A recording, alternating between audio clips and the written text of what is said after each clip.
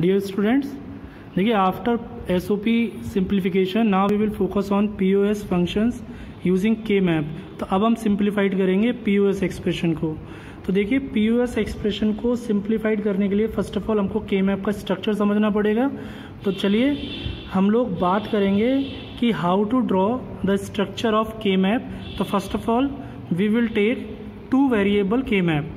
तो देखिए to variable K map में आप लोग 4 ब्लॉक्स बनाएंगे। देखिए कुछ भी अलग नहीं है, बाकी सब वही सेम है।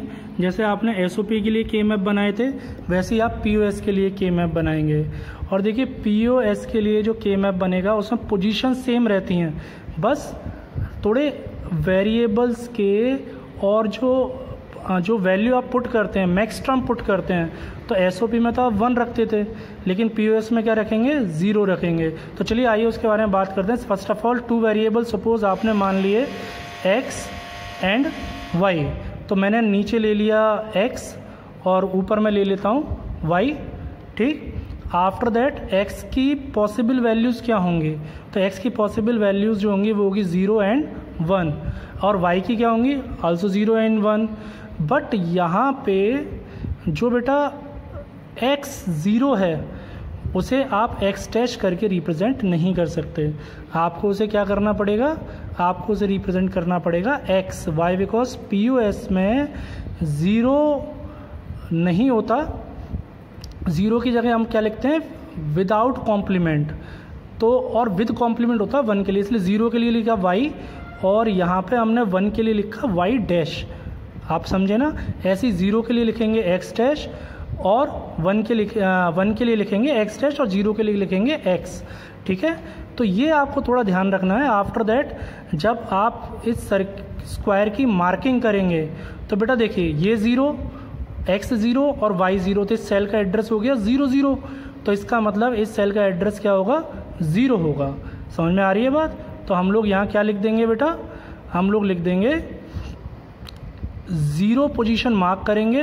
और देखिए x प्लस वाई हो गया, क्यों, क्योंकि इन दोनों के बीच में पहले होता था किसका, डॉट का रिलेशनशिप, लेकिन अब किसका होगा, प्लस का रिलेशनशिप। इसका मतलब x प्लस वाई, और दोनों ही क्या है 0 0, क्योंकि पीओएस में हम लोग विदाउट बार रिप्रेजेंट करते हैं 0 से और विद बार डैश से, वो विद बार 1 से, ठीक है। तो देखिए यहाँ पे x हुआ 0 और y हुआ 1, तो ये हो गया 0 1।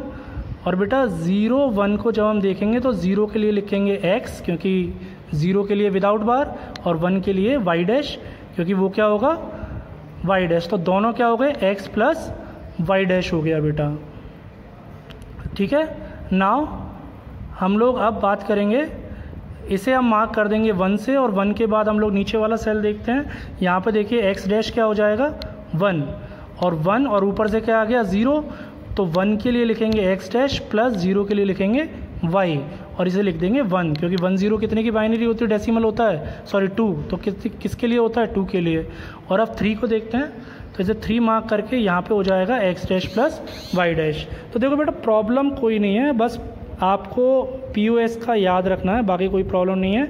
Now we will look the 3 variable K map for POS expression. तो देखिए हम लोगों ने बॉक्स तैयार कर लिए। इसके बाद हम वेरिएबल को डिवाइड कर देंगे, x को नीचे ले लेंगे एंड yz को ऊपर ले जाएंगे, और फिर x की वैल्यू 0 एंड 1 रख देंगे, और फिर yz की 0 0 0 1 1 1 एंड 1 0। और बेटा देखो समझने वाली बात यह 0 0 है, इन सब में ऑरिंग की रिलेशनशिप होती है। पीओएस होता है मैक्स टर्म, और मैक्स टर्म में आप लोग एडिशन प्रोसेस करते हैं, मतलब लिटरल्स को ऐड करते हैं। तो अगर हम मार्किंग की बात करें तो मार्किंग चेंज नहीं होगी, क्योंकि देखिए इस सेल का एड्रेस हो गया 0 और ऊपर होता है 0 0, तो इस सेल का एड्रेस हो गया 0 0 0। तो हम लोग कैसे लिखेंगे, 0 को रिप्रेजेंट करेंगे x से, और y डैश y z को किससे करेंगे, 0 0 किससे करेंगे, y z। तो ये हो गया x plus Y plus Z. फिर दूसरा हम देखेंगे 0 0 1, ये हो गया x y dash z dash, और फिर बेटा इसे मार्क कर दिया 1 से, और फिर हमने लिखा 2 3 4 5 6 7। क्या मार्किंग में कोई चेंज है, कोई चेंज नहीं है, मार्किंग तो वैसी है, बस लिटरल्स चेंज हो जाते हैं और कोई नहीं है। बाकी सारी प्रोसेस सेम है, कि आप समझ गए होंगे मैं क्या बताने की कोशिश कर रहा हूँ आपको। तो देखिए अगर हम लोग समझ लें कि जो 5वां आपका जो नंबर है उसे कैसे लिखेंगे, इसके लिए x जो है वो 1 है, तो 1 है तो क्या लिख देंगे हम लोग x dash, remember that 1 with bar plus ऊपर क्या है 0 1, तो 0 हो गया हमारा y और प्लस जेड डैश, देखिए 1 हो गया हमारा जेड डैश, ठीक है। अब बेटा हम लोग आगे मतलब आगे की बात करते हैं और समझने की कोशिश करते हैं ना बेटा। इसी तरीके से हम 4 वेरिएबल के मैप समझते हैं। देखो 4 वेरिएबल में आपको मैंने पहले भी बताया था पोजीशंस चेंज नहीं होती, पोजीशन वैसी रहती हैं, बस मैक्स टर्म है, इस वजह से वैल्यू चेंज हो जाती है। सपोज़ करो हम लोग जो वेरिएबल है वो मान लेते हैं क्या, 4 वेरिएबल मान लेते हैं WX YZ, तो WX को नीचे ले लिया, YZ को ऊपर, और WX की वैल्यू हो गई 0 0 0 1 1 1 एंड 1 0, और YZ की भी 0 0 0 1 1 1 एंड 1 0। और अब बेटा मैंने मार्क कर लेंगे, देखिए 0 0 हो गया, तो 0 0 का मतलब हो गया W plus x without bar, remember that POS है, एडिशन होगा दोनों लिटरल्स में, ठीक है। और विदाउट 0 0 है इसलिए W और X, डैश नहीं आएगा, डैश आता है किसमें, SOP में। तो ये हमारा W हो गया प्लस X हो गया। उसके बाद देखिए W प्लस X डैश लिख देंगे, फिर W ये हो जाएगा 1 का W dash plus X dash, और फिर W डैश प्लस X, ठीक है बेटा। ऐसे हम ऊपर मार्क कर लेंगे, तो देखिए ऊपर मार्क कर लेंगे, और उसके बाद हम लोग इसकी पोजीशन देखो चेंज नहीं होती, पोजीशन वही है जो मैं आपको बता रहा हूँ, और हम इसी तरीके जैसे हमने SOP में मार्क किया था वैसे ही मार्क कर लेंगे। ये हो गया 14 15। और अब हम लोग समझते हैं कि किस तरीके से इसमें क्वैड या स्क्वायर या पेयर बनाए जाएंगे। तो देखिए हम लोग क्या करते हैं, SOP में हम लोग इन बॉक्सेस में 1 फिल करते थे, अब 0 फिल करेंगे। तो चलिए आइए एग्जाम्पल देखते हैं बेटा। देखिए आपको 2 एग्जाम्पल मैंने लिए हैं, FABC, और ये आप जानते हैं POS का साइन है, और POS का साइन पाई से रिप्रेजेंट होता है, फिर 0 1 3 4 आपको दिया हुआ है। इसके बाद मैंने एक और एग्जाम्पल लिया है YABCD, और फिर इससे हम लोग सॉल्व करेंगे फर्दर बाद में। पहले हम बात करेंगे इसकी। तो 0 1 3 4 आपके क्या है, मैक्स टर्म दिए हुए हैं, और ये 3 वेरिएबल के मैप है आपका। तो नाउ हम लोग इसे सॉल्व करके देखेंगे 3 variable K map. Remember that SOP में मैंने बताया आपको 1 फिल करते थे, लेकिन POS में क्या फिल करेंगे बेटा, 0 फिल करेंगे, क्योंकि हम जानते हैं कि POS जो होता है वो ट्रुथ टेबल में 0 के लिए, इट मीन्स जो ट्रुथ टेबल में 0 रिप्रेजेंट करते हैं इनपुट, वो हमारे POS को रिप्रेजेंट करते हैं। तो आइए चलिए स्टार्ट करते हैं पहला वाला। तो सबसे पहले हम 3 वेरिएबल के मैप बनाएंगे, और 3 वेरिएबल के मैप बनाने के लिए आप जानते हैं 8 ब्लॉक्स होते हैं। तो 8 ब्लॉक्स में हम लोग A को नीचे ले लेंगे एंड BC ऊपर ले लिया हमने, और इसके बाद अब हम इनकी मार्किंग करेंगे। मार्किंग हम करेंगे सबसे पहले A की, तो A की वैल्यू होगी 0 एंड पॉसिबल 1, 2 ही वैल्यू, और BC की 0 0 0 1 1 1 एंड 1 0। तो अब आफ्टर दैट बेटा पोजीशन कभी चेंज नहीं होती, पोजीशन वही रहेंगी 0 1 2 3 4 5 6 7। और अब we just put the max term given in your question into this K map. 0 दिया हुआ है, तो देखिए 0 पोजीशन दिया हुआ है, 0 पे फिल कर देंगे 0। मैंने पहले ही बताया कि POS में आप 0 फिल करते हैं, ना कि 1। SOP में आप 1 करते हैं, यहाँ आप 0 से रिप्रेजेंट करते हैं। ट्रुथ टेबल के वो इनपुट जो 0 रिप्रेजेंट करते हैं उन्हें हम मैक्स टर्म मानते हैं। फिर 1, तो 1 को फिल कर देंगे, 1 पे हम 0 फिल कर देंगे, फिर 3, तो 3 पे 0 फिल कर दिया, और 4 पे 0 फिल कर दिया। तो आफ्टर दैट हमने ये सब फिल किए, और आपको अब क्या करना है, पॉसिबली आपको सबसे बड़ा कलेक्शन बना के चलना है, सबसे बड़ा आपको ग्रुप बनाना है एडजेसेंट का। तो यहाँ पे हम देखेंगे क्वैड बन सकता है, वो आपका ऑक्टेट बन सकता है, तो ऑक्टेट तो है ही नहीं, क्या क्वैड बन सकता है, तो क्वैड देखेंगे, क्वैड भी नहीं बन पा रहा। क्यों? क्योंकि 4 0 एडजेसेंट नहीं है। तो बेटा फिर हम क्या बनाएंगे, हम बनाएंगे पेयर्स। और देखिए पेयर कैसे बन रहे हैं, पेयर देखिए एक पेयर बन गया हमारा ये, और दूसरा पेयर हमारा बन जाएगा कौन सा बेटा, 0 एंड 4 वाला। वाई बिकॉज, और देखिए अब हमारे जितने भी मैक्स टर्म थे वो सब कवर हो गए, कोई बच नहीं रहा। इट मीन 2 ही पेयर में हमने सारे क्या कर दिए, कवर कर दिए अपने मैक्स टर्म। लेकिन बेटा आप सपोज आप में से कुछ पूछेंगे कि ये जो 0 और 2 है इनकी ओवरलैपिंग क्यों नहीं करी सर। तो ओवरलैपिंग क्यों नहीं करते हम लोग, क्योंकि यहाँ पे हमारे सारे क्या हो गए, कवर हो चुके हैं। तो अब हमें ओवरलैप करने की ज़रूरत नहीं है। अगर आप ओवरलैप करेंगे तो फिर आपको एक रिडंडेंट कोड मिल जाएगा जो आपके जो लास्ट रिड्यूस फॉर्म है वो आपको कंप्लीट करके नहीं देगा। तो अब हम क्या करेंगे, देखिए मैं आपको समझाने की कोशिश करता हूँ कि आप ओवरलैपिंग अगर करते तो क्या प्रॉब्लम होती। आपको कम से कम कॉम्बिनेशन में ज़्यादा से ज़्यादा मैक्स टर्म कवर करने ही हैं। अगर आप ज़्यादा से ज़्यादा मैक्स टर्म कवर कर लोगे कम से कम कॉम्बिनेशन में, तो सबसे लास्ट रिड्यूस फॉर्म मिलती है फिर आपको। तो अगर मैं इस कॉम्बिनेशन की बात करूं तो आप देख पा रहे हैं कि ये मैं हटा देता हूं, ठीक है, और इसे भी हटा देता हूं। मान लीजिए आप में से कुछ बच्चे कहते हैं कि सर हमने तो ये दो वाले पेयर बना लिए, और सर अब ये दोनों बचे, ये तो एडजेसेंट है नहीं, तो इसका एक पेयर इसके साथ बनाया और इसका एक पेयर इसके साथ, ये ओवरलैपिंग हो गई सर। लेकिन आपने इन 4 मैक्स टर्म को कितने से कवर किया, 3 पेयर से, जबकि ये कितने से हो सकते थे, ये सब कवर हो सकते थे केवल 2 पेयर से। तो फिर तीसरे की ज़रूरत क्या पड़नी थी। तो बेटा अगर आप इस तरीके से ओवरलैपिंग करेंगे तो ये आपकी आंसर जो आएगा वो रिडंडेंट आंसर आएगा, इट मीन्स गलत आंसर आएगा। तो इसीलिए हम इसे कम से कम पेयर्स में कवर करेंगे। तो देखिए यहाँ पे वही 2 पेयर बनते हैं, ये एक पेयर बन गया आपका और एक पेयर बन गया बेटा ये। तो चलिए अब ये 2 पेयर में हमने अपने सारे कवर कर लिए। अब हम इनके आंसर देखेंगे। तो पहला पेयर देखते हैं, पेयर 1, और पेयर 1 हमारा कौन सा है, पेयर 1 है हमारा 2, 1 और 3। तो 1 और 3 हमारा पेयर है, तो हमने लिखा 1, 3 इक्वल्स टू। और अब हम देखेंगे, देखिए अब ये देखें सबसे पहले कि ये कितने रो और कितने कॉलम कवर कर रहा है। तो जैसे मैंने बताया था 0 और 0, तो ऊपर देखेंगे, देखिए 2 कॉलम कवर कर रहा है ना, तो 2 कॉलम कवर कर रहा है, तो b की वैल्यू 0 और फिर 1, तो b की वैल्यू तो चेंज हो रही है, तो b की वैल्यू चेंज हो रही है, तो it will not our answer. और c की वैल्यू है 1 और 1, तो दोनों क्या है, रिटेन कर रही है वैल्यू c। तो बिकॉज 1 1 है, तो आप याद रखिए विदाउट बार और विद बार, POS में 1 को रिप्रेजेंट करते हैं विद बार से और 0 को रिप्रेजेंट करते हैं विदाउट बार से।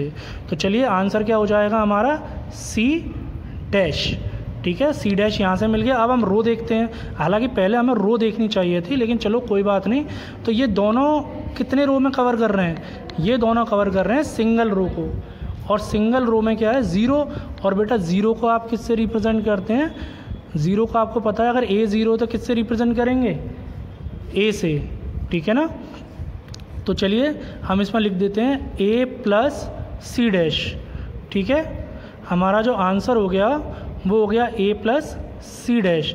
देखिए C यहाँ से आ गया और हमारा A जो है वो हमें कहाँ से मिल गया, रो से मिल गया।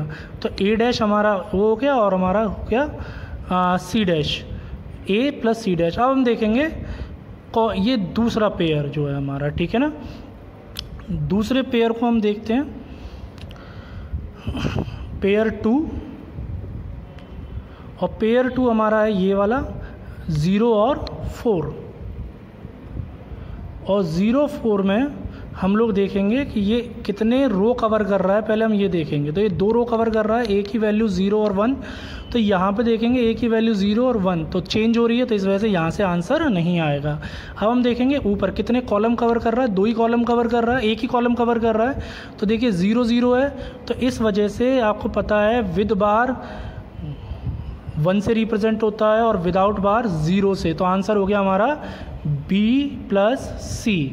तो आंसर हमारा हो गया B प्लस C। तो हमारा जो FABC की रिड्यूस फॉर्म आई वो आई A plus C dash and dot product, दोनों का डॉट प्रोडक्ट होगा बेटा। याद रखिए POS एक्सप्रेशन में जो रिड्यूस फॉर्म निकलती है वो डॉट प्रोडक्ट में आती है। तो A प्लस C का dash dot B plus C। तो ये हमारा रिड्यूस फॉर्म हो गया बेटा, ठीक है ना। तो आई होप कि आपको ये समझ में आया होगा। अच्छा याद रखिए कि SOP में क्या होता है बेटा, SOP में आपको एंड में रिलेशनशिप मिलती है और आप लिटरल्स का डॉट करते हो, लेकिन यहाँ आप लोग क्या करते हो, यहाँ आप लोग एडिशन करते हो लिटरल्स का और डॉट करते हो किसका, टर्म्स का। अब हम करेंगे 4 वेरिएबल के मैप।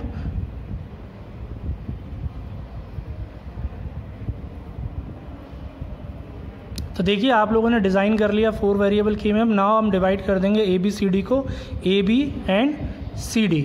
तो ए बी सी डी को डिवाइड करने के बाद हमने सी डी का मार्किंग कर देंगे 0 0 0 1 1 1 एंड वो 1 0 एंड 1 1। ऐसे ही 0 0 0 1 ये 1 1 और 1 0।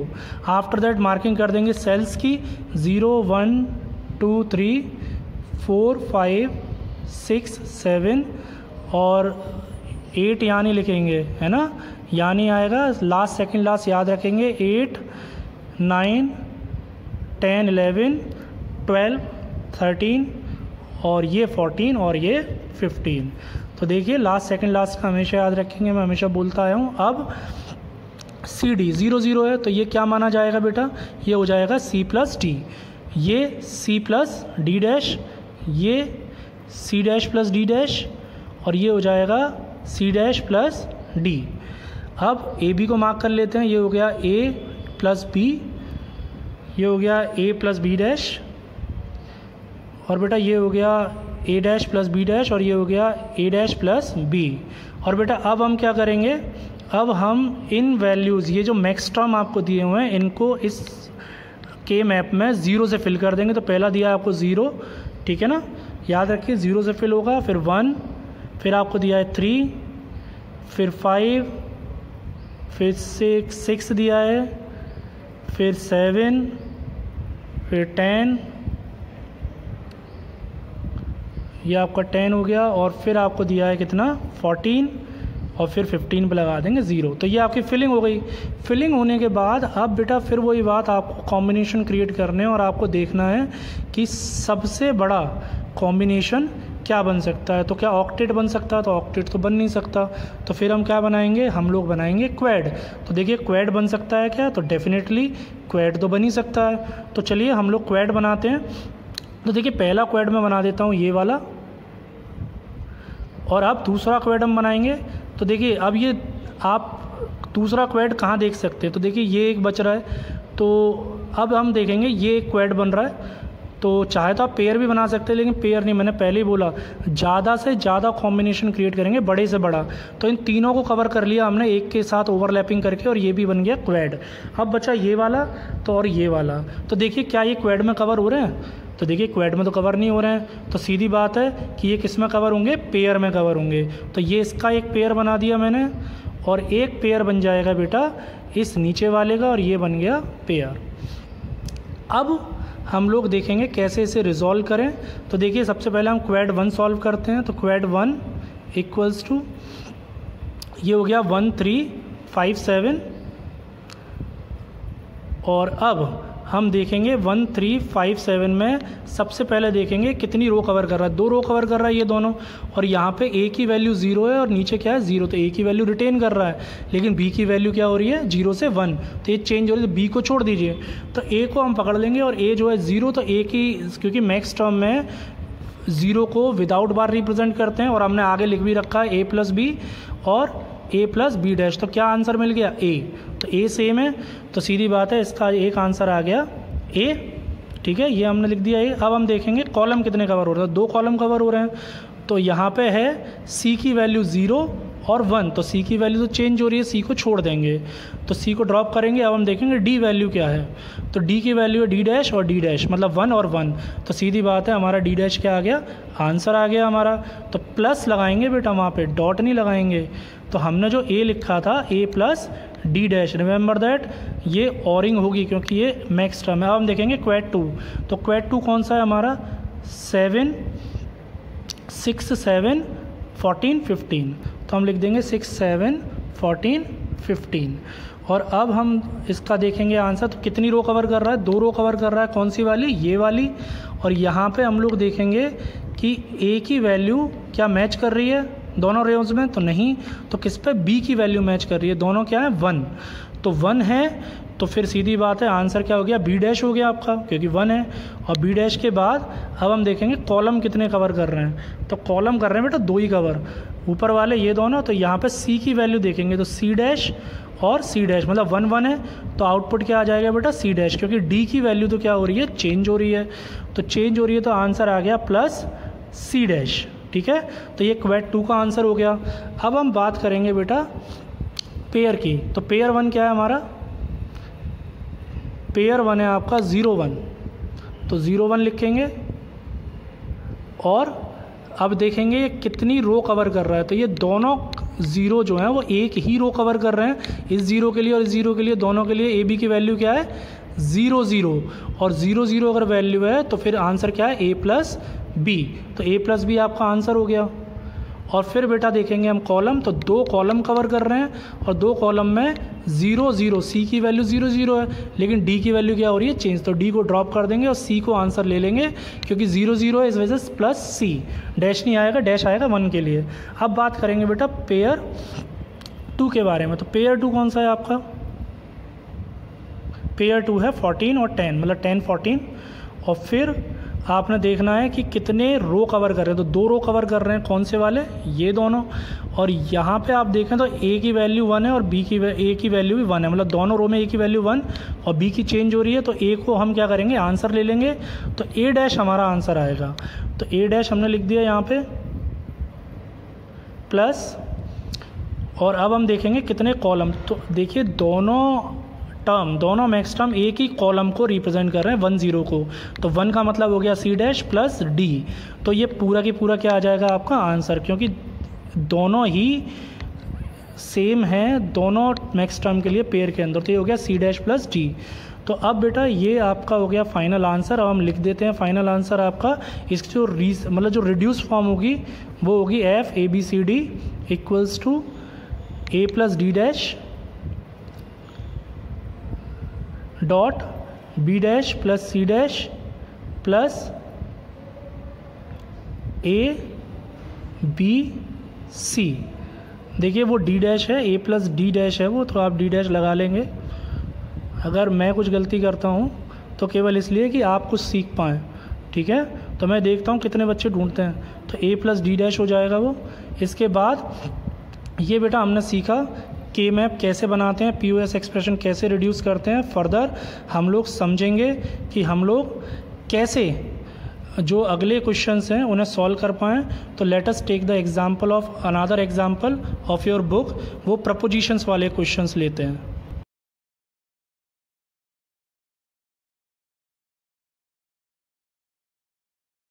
नाउ बेटा अब हम देखेंगे एक और एग्जांपल। देखिए इस तरह के एग्जांपल मैंने आपको क्लास 11th में बहुत सारे कराए थे और आपको भी ये ठीक से रिवाइज होंगे, लेकिन वो थे 3 वेरिएबल्स के, लेकिन ये हैं 4 वेरिएबल्स के।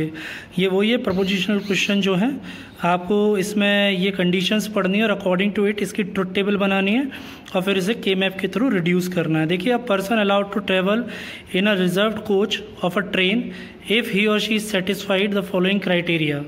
तो देखिए क्राइटेरिया में 3 कंडीशन दी हुई हैं, तीनों में से कोई भी एक फुलफिल करे तो उसे रिजर्वेशन जो है वो कोच में मिल जाएगा। The person has a valid reservation ticket and a ID proof. A person does not have a valid reservation ticket but hold a valid pass issued by the railway department and with a valid ID proof. The person is disabled person and hold a valid pass issued by the railway department along with a ID proof. So there are 4 input R, P, D, H. R, the person has a valid reservation ticket. P, the person hold a valid pass issued by the railway department. D, the person has a valid ID proof. और H, the person is a disabled person. तो बेटा output आपका T है 1 for yes और 0 for no. और देखिए इसका आपको पीओएस एक्सप्रेशन निकाल रखा है, ऑर्डर डिसाइडेड है T R P D H. तो आर पी डी एच जो है वो आपका ऑर्डर है और इसी के थ्रू आपको इसे क्या करना है, के मैप के थ्रू रिड्यूस करना है। तो चलिए आइए बोर्ड पे चलते हैं और इस क्वेश्चन को सॉल्व करते हैं।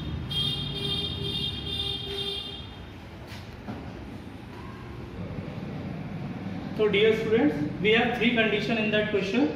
तो a person has a valid reservation ticket, तो as your first input that the person has a valid reservation ticket, are आपका इनपुट है।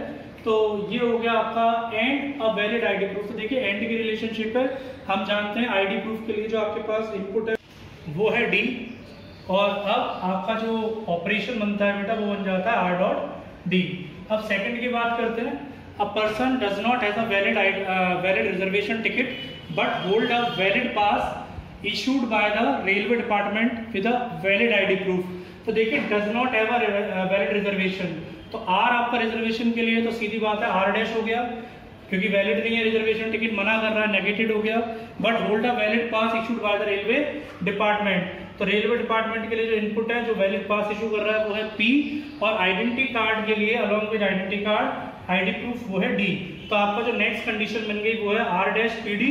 और तीसरी कंडीशन है the person as a disabled person, तो उसके लिए जो आपके पास है वो है एच, हैंडीकैप्ड है, and hold a valid pass issued by the railway authority, और पास है आपके पास क्या पी, पी जो इनपुट है वो है आपके पास पास के लिए, तो पास इशू होता है पी, और डी का मतलब हो गया आइडेंटिटी प्रूफ होना चाहिए उसके पास। तो तीन कंडीशन तीनों हमने कन्वर्ट कर ली। अच्छा बेटा देखो उसे करने के अपने अपने तरीके हैं।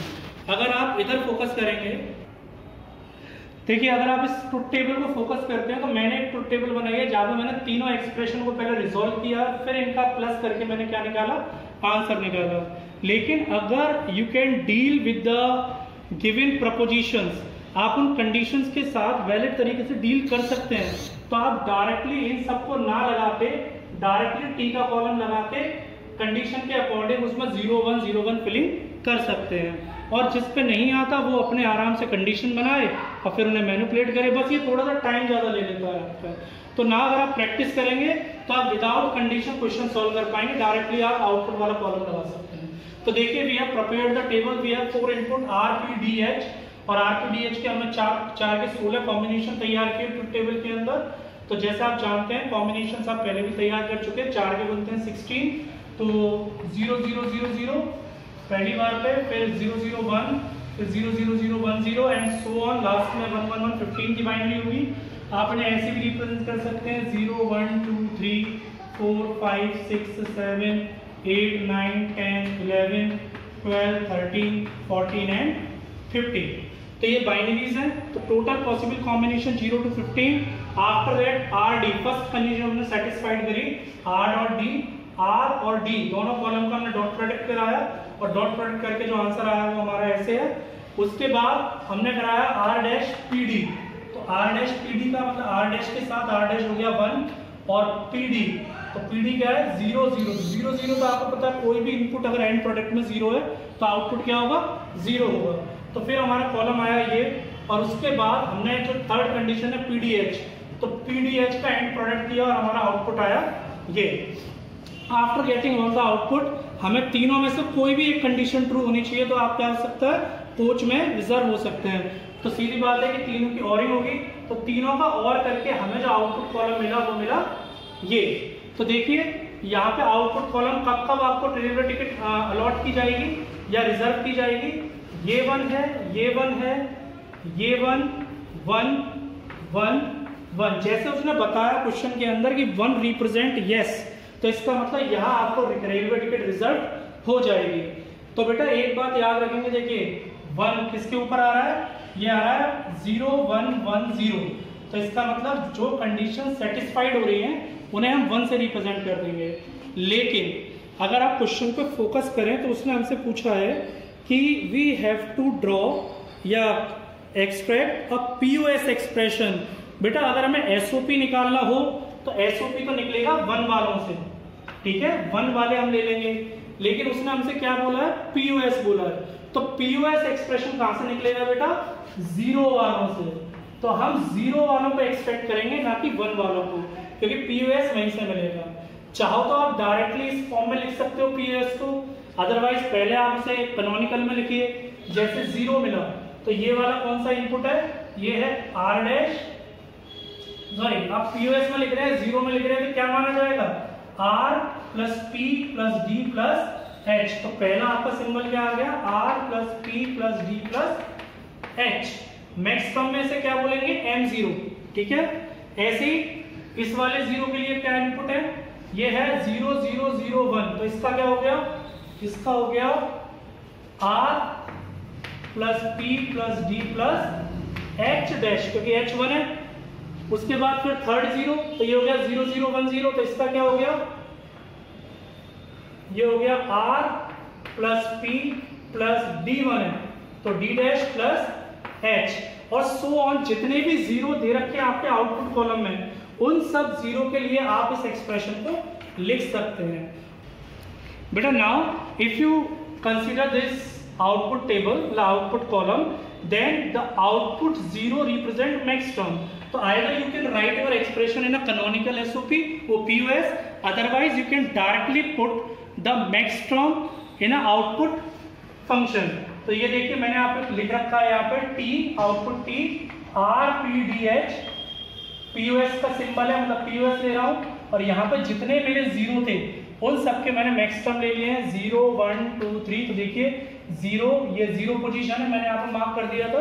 तो 0 1 2 3 4 5 6 ये 7 8 9 10 फिर 11 12 फिर ये हो गया 13 14 और लास्ट में 15। तो बेटा जिन जिन के आउटपुट 0 आ रहे हैं उन मैक्स टर्म को ले लेंगे आप। तो 0 1 2 3 4 5 0 1 2 3 4 5, उसके बाद 8 9 हाँ और फिर 12 13।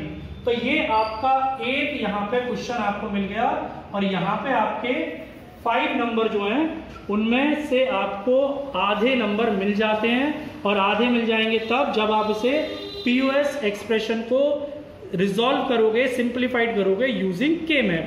तो चलिए अब हम के मैप के थ्रू से सिंप्लीफाइड करने की कोशिश करते हैं। Now beta, that is a K-map we have designed for the POS form जो हमने लिखी थी। मैं आपके लिए यहाँ लिख देता हूँ POS T, ये थी आपकी RPDH, और आपकी कैनोनिकल फॉर्म आई थी पाई, और ये थी 0 1 2 3 4 5 0 1 2 3 4 5 and after that 8 9 12 13 और फिर आ गई 8 9 12 13। तो बेटा ये आपका कंप्लीट POS एक्सप्रेशन हो गया। और आप देखिए आपको फिलिंग करनी है तो एक 4 वेरिएबल का के मैप बना लेंगे। RPDH सीक्वेंस है तो RP नीचे ले लिया, DH ऊपर ले लिया, मार्किंग कर दी 0 1 2 3 और ऐसे करके हमने स्क्वायर्स को मार्क कर दिया, और अब फिल कर देंगे इन मैक्स टर्म को इसके अंदर। तो देखिए 0 1 2 3 हमने फिल किया, 4 5 और फिर था हमारा 8 9 और 12 13। तो हमने सारे फिल कर दिए। और बेटा ऑलवेज रिमेंबर दैट POS कर रहे हैं, इसमें से जीरो हमने जीरो वाले टर्म लिए हैं, और अब इनका क्या बनाएंगे, कॉम्बिनेशन बनाएंगे। तो देखिए सबसे बड़ा कॉम्बिनेशन, सबसे पहले ऑक्टा बनाने की कोशिश करिए। ऑक्टेट बन रहा है नहीं बन रहा? देखिए ऑक्टेट बन रहा है, ये आपका ऑक्टेट बना यहां से यहां। तो एक तो ऑक्टेट बन गया। अब बच्चे ये दो क्या पेयर बनेगा? नहीं, पेयर तो बनेगा ही नहीं। क्यों? क्योंकि ये दोनों भी एडजेसेंट हम ओवरलैपिंग करके क्या बना देंगे, हमने बना दिया क्वेड। और अब हम इसे सॉल्व करेंगे। सबसे पहले हम करेंगे ऑक्टेट। ऑक्टेट में कौन सा है? 0 1 4 5 8 9 0 1 4 5 8 9 और 12 13। और अब इसे सॉल्व करेंगे तो देखिए सबसे पहले राइट साइड देखेंगे। राइट साइड में आप लोगों को चारों कॉलम कवर, चारों रोज कवर हो रही हैं। और बेटा चारों रोज जब कवर होती है तो कोई भी वैल्यू रिटेन नहीं कर पाएगी चारों कॉलम पे, मतलब चारों रोज पे। आर की वैल्यू इधर दोनों सेम है, लेकिन यहाँ चेंज हो गई। ऐसे पी की वैल्यू चेंज हो जाएगी। तो सीधी बात है यहाँ से तो कोई आंसर मिलेगा नहीं। अब यहाँ देखते हैं तो देखिए यहाँ पे है 0 0 और 0 1, तो डी की वैल्यू 0 और यहाँ भी 0, जबकि एच की वैल्यू चेंज हो रही। तो आंसर क्या आएगा? केवल बेटा डी आएगा। और क्योंकि 0 है तो पीओएस में 0 होता है विदाउट बार। तो इसका आंसर क्या आ गया बेटा? इसका आंसर आ गया डी। और आफ्टर दैट अब ये क्वेड बचा आपके पास। देखिए क्वेड जो है कितनी रो कवर कर रहा है? ये पूरा क्वेड केवल एक ही रो कवर कर रहा है। और इस रो का जो नंबर है वो है 0 0। तो आर और पी, तो पीओएस में तो हम क्या लिखेंगे? विदाउट बार। तो यहाँ लिख देंगे क्वेड, नंबर डाल देंगे 0 1 2 3, और यहाँ पे हमारा जो आंसर आया वो आया R प्लस पी। हमने अभी पीओएस जब हमने रिजॉल्व किया था यूजिंग के मैप, हमने समझा था कि यहाँ पे जो रिलेशनशिप होती है वो प्लस में होती है। तो R प्लस पी। और अब देखेंगे क्वेड कितने कॉलम कवर कर रहा है? 4 कॉलम। और चारों कॉलम में कोई भी वैल्यू रिटेन नहीं रह सकती, एक सी नहीं रह सकती, इसलिए यहाँ से आंसर नहीं आएगा। तो आपका जो कंप्लीट आंसर आया इस पूरे एक्सप्रेशन को रिजॉल्व करने के बाद वो आया TRPDH equals to B dot R plus P। बेटा इससे फर्दर ये रिजॉल्व नहीं होगा और ये आपका सॉल्यूशन है। यहाँ आपको अपने बोर्ड एग्जामिनेशंस में पूरे 5 नंबर मिल जाते हैं। Further I will give you exercise questions जिन्हें करके आप लोग प्रैक्टिस कर सकते हैं। बेटा जितनी प्रैक्टिस करोगे उतना आप लोग क्लियर कर पाओगे इन कॉन्सेप्ट को। अब बेटा विदाउट प्रैक्टिस कुछ भी पॉसिबल नहीं है, practice makes a man perfect. तो अगर आपको सच में बूलियन अलजेब्रा पे परफेक्शन हासिल करना है तो जितनी प्रैक्टिस कर सकें उतनी प्रैक्टिस करिए, क्वेश्चंस करिए, रिजॉल्व करिए और समझिए और सीखिए। चलिए अब मैं आपको कुछ क्वेश्चन आंसर्स प्रोवाइड करता हूँ। Now dear students, after completing this chapter we will look at to the assignment. तो देखिए ये असाइनमेंट जो आपको दिए हुए हैं ये आप क्लास 11th में इसके नोट्स प्रिपेयर कर चुके हैं। What is preposition, tautology, contradiction and in a video I have explained all these things in details. तो मैंने आपको ये सब बताया, जैसे आपको ये प्रपोजिशन दी हुई है I like coffee and Y represent I like tea, तो फिर आपको इसके सिंबॉलिक रिप्रेजेंटेशन बनाने हैं। तो ये सब प्रपोजिशनल रिलेटेड क्वेश्चंस हैं जो आप ऑलरेडी क्लास 11th में कंप्लीट कर चुके हैं। ये सिलोगिज्म क्वेश्चन है, ये भी मैंने आपको करवा दिए थे, ठीक है, और मैंने वीडियो में भी आपको समझाए हैं ये। इसके अलावा फिर जो इम्पोर्टेंट है, मेनली जो मेन इम्पोर्टेंट है वो हैं आपके के मैप्स। तो देखिए ये आपको दे रखे हैं convert the following expression to canonical SOP.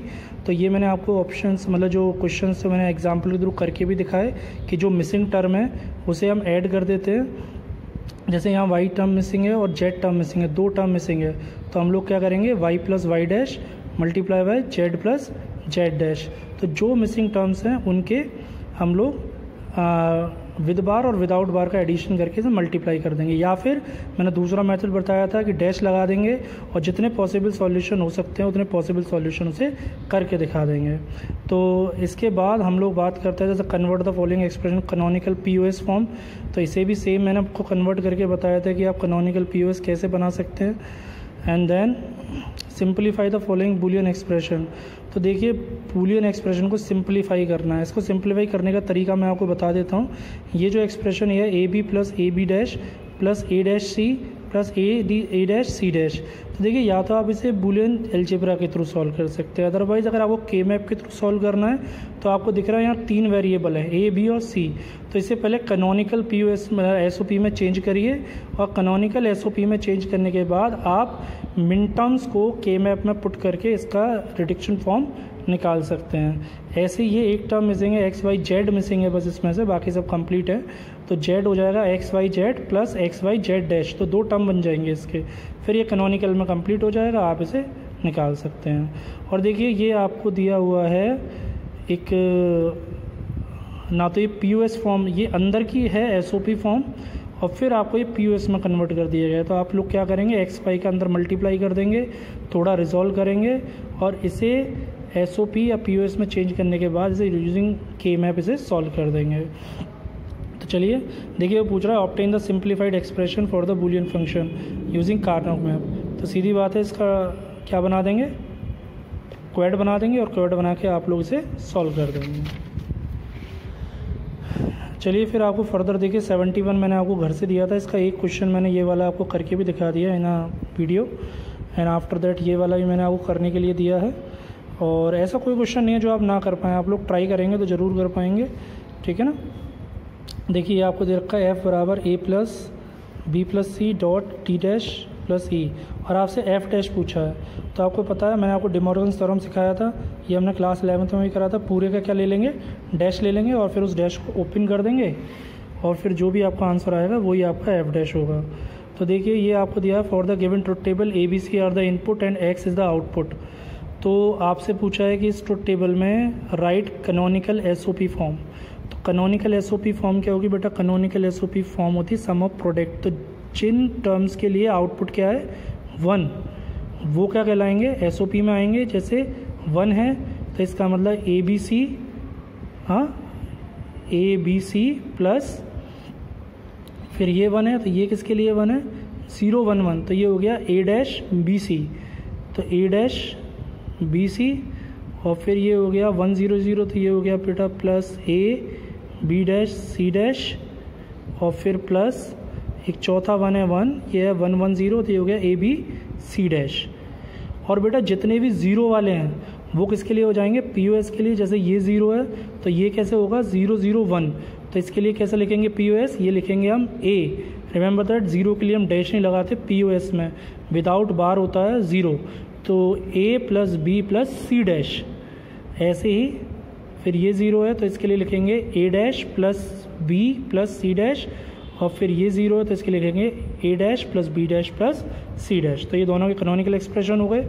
उसके बाद ऐसे सिंप्लीफाई कर लेंगे, मल्टीप्लाई कर देंगे अंदर, और फिर देखो आपको क्वेश्चंस दे रखे हैं मिनिमाइज, तो मिनिमाइजेशन आप दो तरीके से कर सकते हैं, बूलियन अलजेब्रा या फिर के मैप।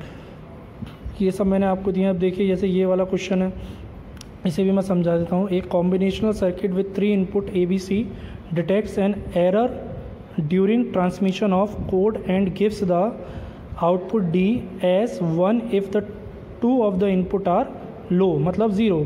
इसका मतलब उसने कोई सर्किट बनाया था, ट्रांसमिशन सर्किट बनाया था, और वो एरर प्रोड्यूस कर रहा है। और वो क्या कह रहा है, वो ये कह रहा है कि जब भी 2 इनपुट कोई 0 हो जाते हैं तब वो आउटपुट क्या दे देता है 1 दे देता है। तो पहले तो आप इसकी ट्रुथ टेबल बनाएंगे, ठीक है, ट्रुथ टेबल के लिए बोला है। तो A B C truth table बना के ए बी सी में से कोई भी 2 अगर 0 आ रहे हैं तो आप उसके लिए क्या लिख देंगे 1 लिख देंगे। फिर उसका एस ओ पी एक्सप्रेशन, जितने भी 1 हैं टेबल के अंदर उनके लिए एस ओ पी लिख देंगे, और जितने भी 0 हैं उनके लिए पी ओ एस लिख देंगे, ठीक है। आफ्टर दैट बेटा ऐसे देखिए ये वेरीफाई करना ट्रुथ टेबल से बहुत ईजी है। और इसके बाद हम लोग अपने नेक्स्ट पेज को देखेंगे, और फिर यहाँ पे आ जाते हैं हम लोग। देखिए आपको वही प्रोडक्ट ऑफ सम के लिए बोल रहा है कि आउटपुट 0, तो ये जो इनपुट्स हैं ये आउटपुट 0 प्रोड्यूस करते हैं। तो ट्रुथ टेबल बनाइए, जब जब ए बी सी की वैल्यू इनमें से ये होती है मतलब कंबाइंड, तो उसकी जगह हम 0 लिख देंगे, अदरवाइज़ क्या कर देंगे 1। तो फिर हम उसका पी ओ एस एक्सप्रेशन निकाल लेंगे, ठीक है ना। ये सब इनपुट जो है ये 0 प्रोड्यूस करते हैं। ट्रुथ टेबल में ये सारे इनपुट 0 करेंगे, बाकी क्या करेंगे 1 करेंगे। सिंप्लीफिकेशन है ना, डिस्ट्रीब्यूटिव लॉ है। तो अब इनमें से कोई भी ऐसा क्वेश्चन नहीं है जो आप ना कर पाएँ। देखिए ये आपको दे रखा है सिंप्लीफिकेशन के लिए, ये भी आप करेंगे कि आपको एक दिया है एस ओ पी फॉर्म और एक दिया है पी ओ एस फॉर्म। तो बेटा यही हमारे लास्ट क्वेश्चन थे, और इसके बाद ये चैप्टर 1 बूलियन अलजेब्रा फिनिश होता है। अब हम मिलेंगे नेक्स्ट वीडियो में जब हम सीखेंगे कंप्यूटर हार्डवेयर है chapter number 2। And remember that both chapter are very important, 20 to 30 numbers केवल इन्हीं 2 चैप्टर से आते हैं। तो अगर आपको पेपर 100% क्रैक करना है 100% रिजल्ट के साथ, तो आपको ये दोनों चैप्टर बहुत ही सीरियसनेस के साथ बेटा पढ़ने पड़ेंगे। तो चलिए आगे मिलते हैं चैप्टर 2 कंप्यूटर हार्डवेयर की सीरीज़ में। Thank you.